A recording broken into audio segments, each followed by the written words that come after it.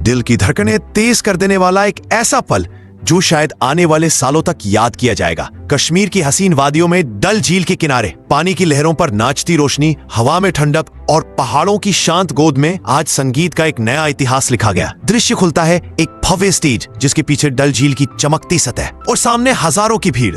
लेकिन आज की रात सिर्फ एक कॉन्सर्ट नहीं है, आज की रात मोहम्मद रफी को समर्पित है और मंच पर आते हैं देश के सबसे प्यारे, सबसे सम्मानित गायकों में से एक सोनू निगम। कैमरा जूम करता है। सोनू निगम माइक के सामने खड़े हैं मुस्कुराते हुए और फिर वो कहते हैं, आज मैं कुछ ऐसा करने वाला हूं जो मेरे दिल के बेहद करीब है। रफी साहब को सिर्फ याद नहीं करूंगा बल्कि उन्हें यहां इस मंच पर वापस लाने की कोशिश करूंगा। भीड़ तालियों से गूंज उठती है।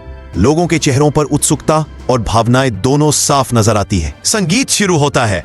पहले सोनू निगम की आवाज और कुछ सेकंड बाद वही सुर, वही अंदाज, वही नजाकत, मोहम्मद रफी की AI रिक्रिएटेड आवाज। गीत शुरू होता है।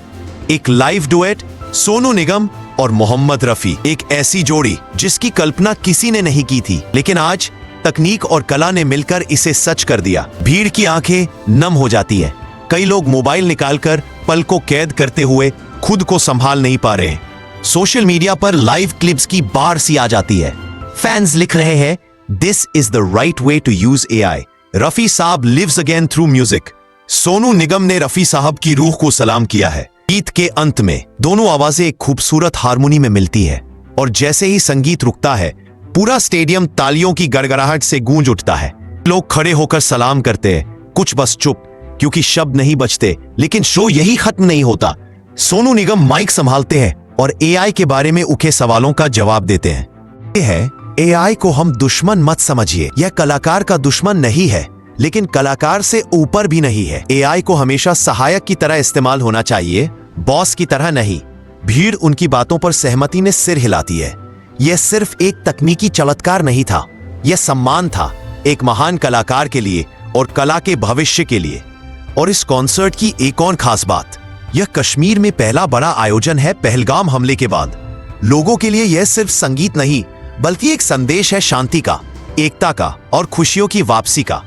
भीड़ में बैठे लोग बताते हैं कि इतने लंबे समय बाद कश्मीर में उन्होंने इतनी रौनक, इतनी मुस्कानें और इतना प्यार एक साथ देखा है। कई लोग कहते हैं कि यह दिन हमेशा याद रहेगा, क्योंकि यह सिर्फ सोनू निगम का शो नहीं बल्कि कश्मीर में उम्मीद की वापसी थी। कैमरा डल झील के ऊपर स्लो मोशन ड्रोन शॉट लेता है।